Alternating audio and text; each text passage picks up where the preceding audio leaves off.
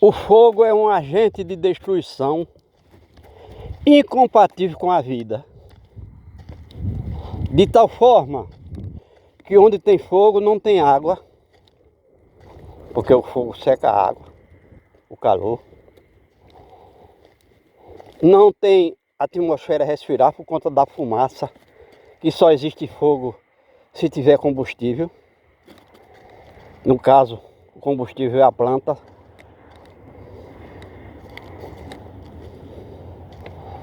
Não existe atmosfera respirar porque a fumaça destrói, principalmente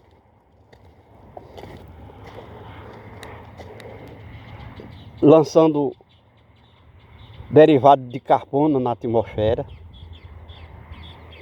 Destrói inclusive o oxigênio, que é o gás que a gente respira. Onde tem fogo não tem vida. Aqui, esse fogo aqui foi a queimada de madeira. Que o homem usou uma lâmina de trator para fazer o desmatamento, arrancando a árvore e arbusto pela raiz. E ao arrancar a árvore e arbusto, trouxe também o solo na lâmina do trator. E foi acumulando essa madeira aqui, essa que ele chamava de lenha.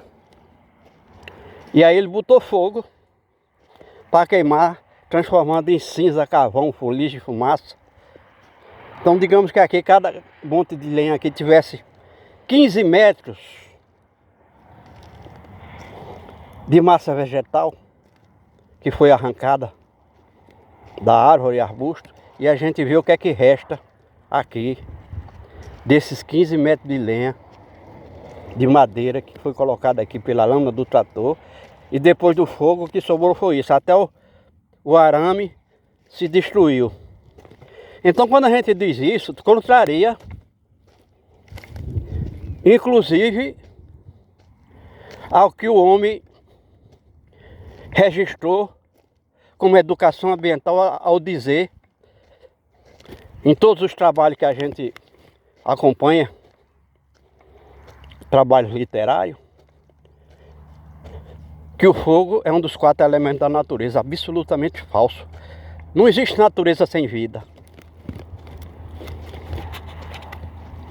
E quando a gente fala isso, a gente sabe por estudos,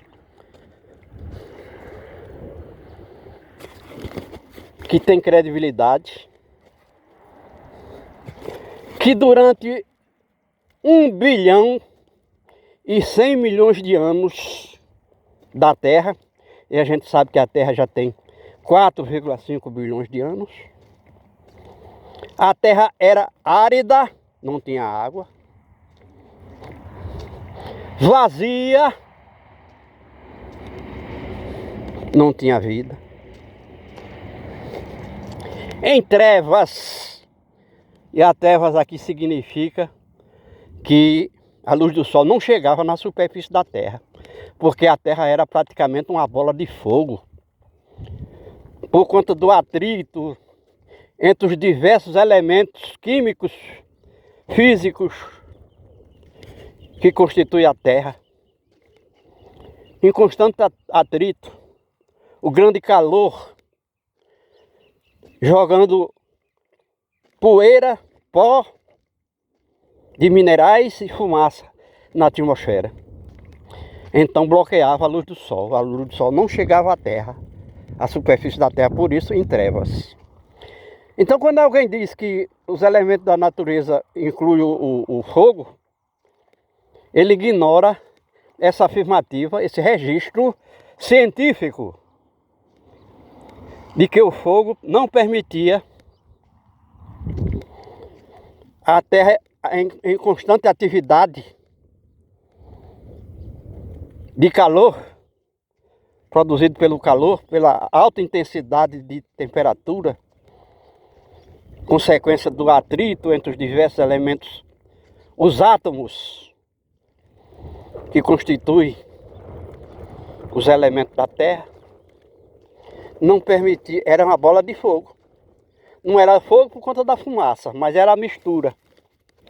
O calor intenso, onde a água não poderia existir, onde a vida não poderia existir. E é o que aconteceu de fato. Então o fogo é um elemento de destruição incompatível com a vida. E o solo que o fogo queimou aqui era solo vivo. Porque tinha plantas. E se tinha plantas, tinha micro-organismos junto à planta, no solo. Tinha pequenos animais, como é o caso da minhoca. Então era solo vivo, de fato. E o fogo torou. Ainda surgiu algumas plantas aqui na queimada, raríssimas. Provavelmente plantas que surgiram, sementes que surgiram depois do fogo. Foi arrastado para cá pelo vento ou pela água da chuva. E aí a gente vê aqui que no meio dessa situação criada pelo fogo, nasceu plantas. Essas plantas não existiam imediatamente logo depois do fogo, não existiam. Essas sementes, quero dizer. Planta não tinha nenhum aqui. Então com a chuva que caiu aqui caiu 70 milímetros de chuvas. Recentemente, nesse mês de fevereiro.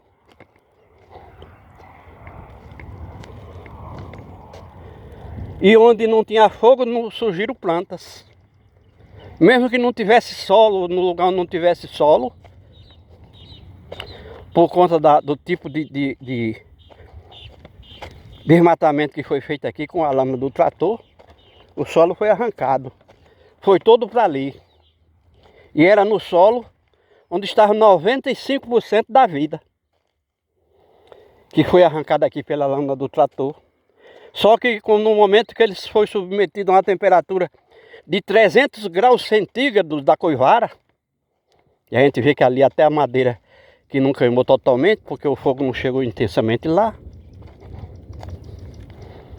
a massa vegetal foi totalmente destruída, transformando em cinza, carvão, fuligem e fumaça. Altamente danoso ao ambiente. Há quem diga que em determinada área da Amazônia,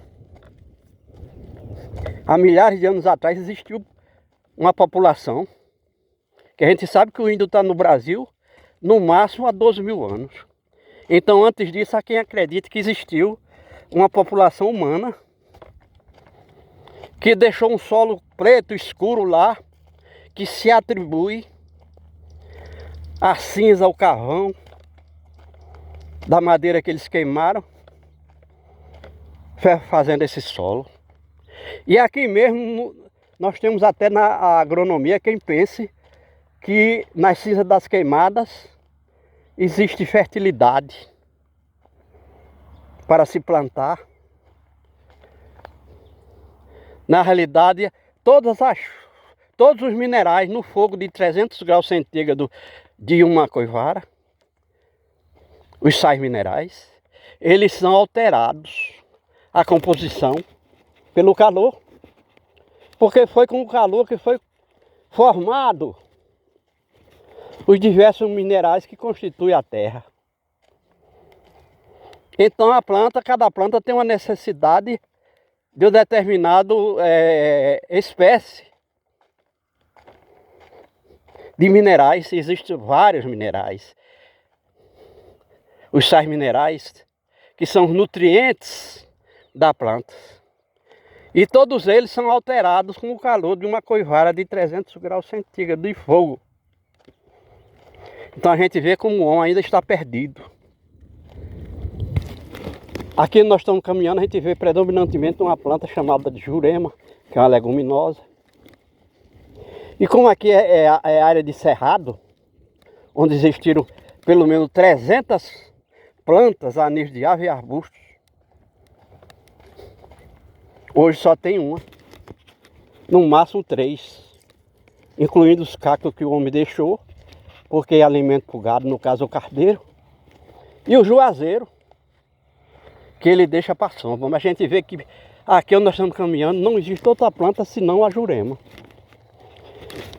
Imagine um ambiente onde tinha 300 espécies de árvores e arbustos, e hoje tem uma, resta uma.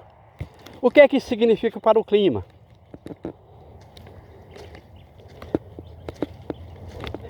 A gente já disse em outros vídeos e repete porque é o que se escreve hoje. O homem com sua ciência e tecnologia já sabe que o nível de cobertura vegetal de uma área identifica o tipo de clima.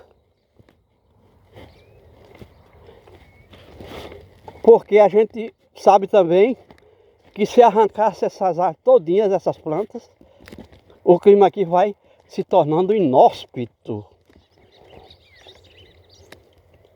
Porque a gente sabe que o vegetal é o quinto elemento da natureza. Tal é seu comprometimento com o equilíbrio do clima. Porque o vegetal é um reino que se constitui de todas as espécies de plantas. E como a gente vê, a diferença básica entre o vegetal e o animal é que a planta é fixa. Ela está presa no seu lugar e ela tem que receber esses elementos no seu lugar. Diferente do animal, que tem sistema de locomoção, vai buscar alimentos e água, utilizando o recurso de locomoção, de andar, de buscar, de sair do seu lugar em busca dos recursos. E a planta não. E a gente chega aqui e nós temos a informação de que aqui choveu 70 milímetros nos dias 6, 7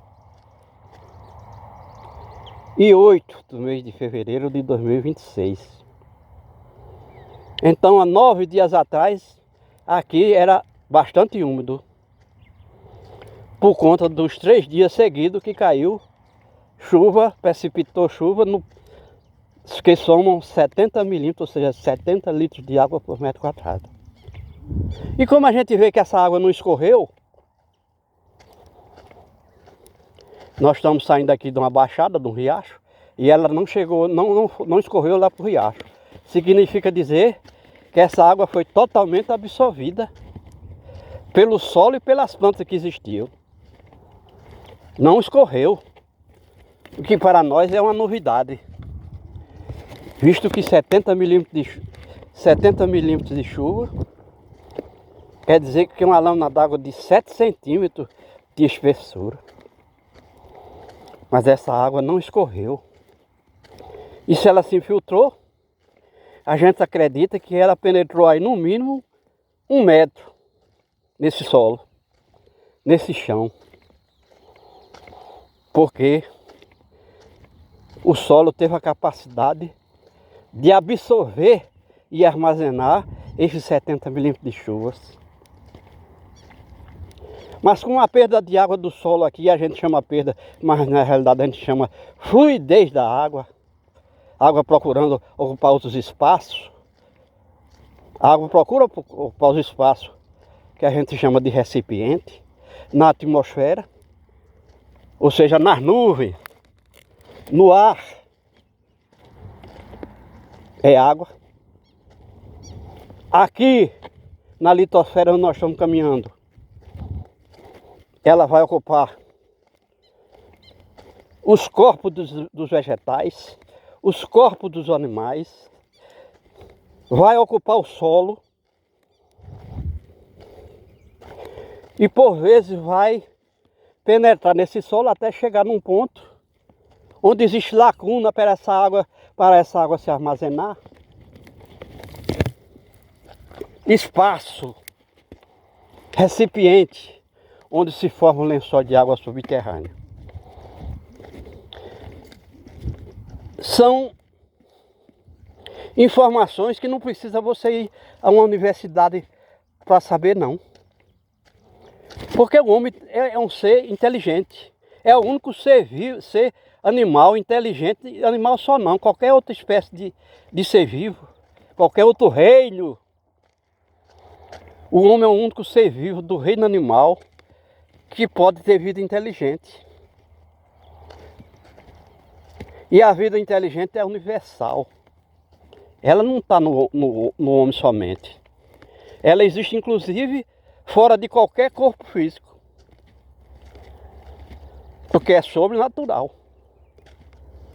Então, informações que a gente está colhendo aqui, que é exclusividade, eu acredito, em qualquer trabalho de educação ambiental, porque nós somos da terra e sabemos de que se trata.